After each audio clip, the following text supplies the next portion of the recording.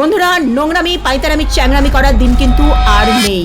Yes, এই কথাগুলো আমি ইউজ করলাম বলে আমি সরি, কিন্তু রং খেলার নামে মেয়েদের সাথে যে অসভ্যতা হয়ে থাকে তার জন্য এগেনস্টে ভারত সরকার নতুন আইন বার করেছে, বিএনএস ভারতীয় নয়া সংহিতা। সেখানে বলা হচ্ছে ৭৪ ধারাতে যে মেয়েদের মডেস্টি তাদের অনিচ্ছার বিরুদ্ধে তাদের রং লাগানোর প্রচেষ্টা যদি কেউ করে থাকে তাকে কিন্তু জেল পর্যন্ত যেতে হতে পারে।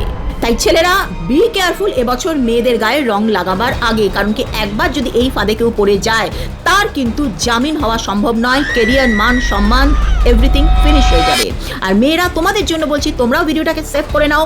112 এটা হচ্ছে এমার্জেন্সি হেল্পলাইন, এবং রঙের দিনে যদি কোনো বিপদ হয় 1091 এটা ভারত সরকারের কাছ থেকে উইমেন্স এমার্জেন্সি হেল্পলাইন দেওয়া হয়েছে। সুতরাং তোমরাও সেভ করে নিতে পারো। আমি বলবো উৎসবটা আনন্দের হওয়া উচিত। দোল হচ্ছে সম্প্রীতির উৎসব, উৎসব হোক আনন্দের, সেটার মধ্যে যেন কোনো আতঙ্ক না থাকে।